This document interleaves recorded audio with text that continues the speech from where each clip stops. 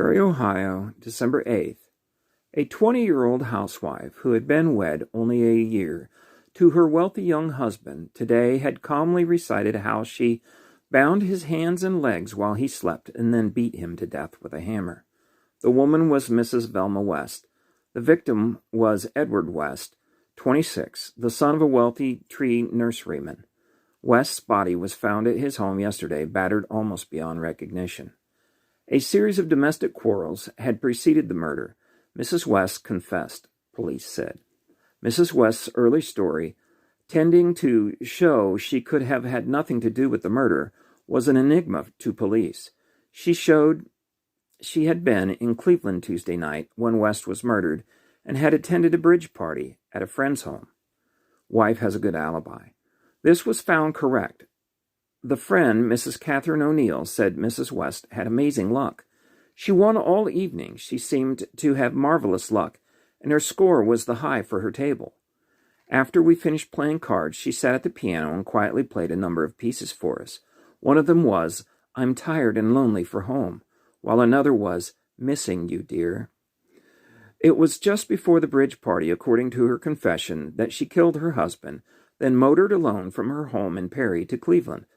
Suddenly admits crime. Police, however, started checking her sudden disappearance from Perry, and suddenly she admitted she did it. She asked for a cigarette, then, puffing quite leisurely, told her story to Sheriff Rasmussen of Lake County and the county prosecutor Seth Paulin.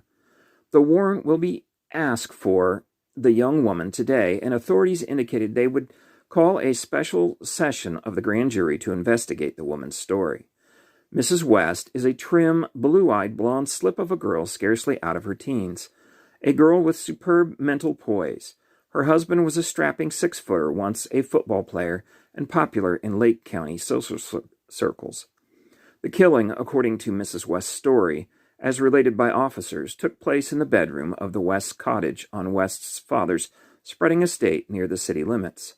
Quarrels are numerous. The quarrel was the last of a series of bitter spats which grew more frequent in the second year of married life, Lake County officials said.